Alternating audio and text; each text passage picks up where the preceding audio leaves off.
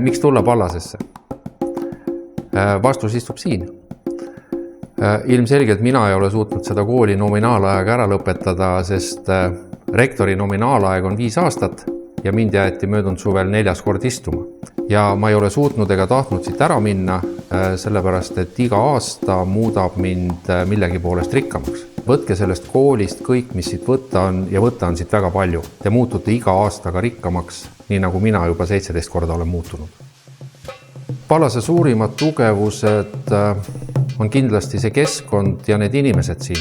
Need meie väga värvikad õppejõud ja väga värvikad tudengid. Ja ma arvan, et kõik see, mida siit saada on, meie 7 eriala, meie väga erinevad koostööprojektid, võimalus võtta õppeaineid ka teistelt erialadelt, suhelda väga erineva profiiliga üliõpilastega. Pallase kogukonna tunne võib-olla on see, mis on selle kooli puhul kõige väärtuslikum. Meil on väga palju ägedaid projekte, on need siis seotud õppetööga või ka väljapoole kooli tehtavate tellimustöödega, aga ma alustaksin võib-olla kuskilt kaugemast ajast ja räägiksin ühest lõputööst, mis oli üks fotograafia lõpetaja, Marja-Liisa Plats oli tema nimi, viis oma elutuppa heinakuhja, peitis selle heinakuhja sisse nõela ja 2 kuud istus seal heinakuhja juures, tõstis kõrre haaval seda heinakuhja ühest kohast teise ja otsis seda nõela. Ja kogu selle aja vältel kirjutas ta oma teoreetilist tööd ja nautis seda protsessi. Ja ta jõudis lõpuks tulemuseni, et tegelikult ei ole oluline, kas sa leiad selle nõela üles, vaid oluline on see protsess ja see kulgemine ja selle asja tegemine. Ja võib-olla nende aastate teises otsas on Tartu lumelinn, kus 3 päevaga meie üliõpilased suutsid 60 autokoormast lumest teha lumekindluse. See tuli väga uhke ja sulas ära 3 päeva pärast. Tegelikult ei ole väga oluline see, kui kaua miski säilib, vaid oluline on see, kuidas sa seda teed, kui palju sa sinna paned sisse passiooni ja kirge, et oluline on protsess. Ma väga loodan, et me õpetame üliõpilasi eeskätt olema inimesed ja seejärel kunstnikud. Pallas teeb väga aktiivset koostööd praktiliselt kõigi Eesti kõrgkoolidega.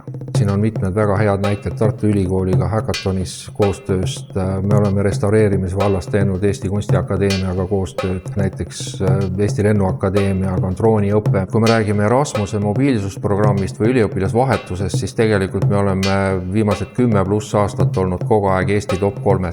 Meil on koostöölepinguid 10 ja 10 Euroopa ülikoolidega. Me oleme aastaid käinud üliõpilasesindusega näiteks õppereisidel kevadel. Siin paar aastat tagasi käisime Veneetsia biennaalil. Nii see kui ka kõik muud teemad ikkagi sõltuvad sellest, kui palju inimene ise on aktiivne ja kui palju ta ise tahab tegelikult milleski osaleda. Pallase üliõpilaselu on nagu iga teine täisväärtuslik üliõpilaselu. Aga ise ma võin öelda ka õppejõuna, et ma olen Pallase üliõpilasi alati kadestanud. Et Pallase üliõpilasesindus on väga aktiivne. Meie üliõpilasesinduse juht on Eesti parim. Pallase üliõpilase koolipäev on väga tihe. Enamasti tunniplaani järgselt see peaks algama juba kell 9. Meie majad on avatud hilise õhtuni, kui on tavapärane aeg ja tegelikult terve nädal on tihedalt ära planeeritud see aeg, mis ei kulu siis konkreetselt loengutes või seminarides või praktikumides, et ülejäänud aeg kulub iseseisva tööga laborites, töökodades, ateljeedes.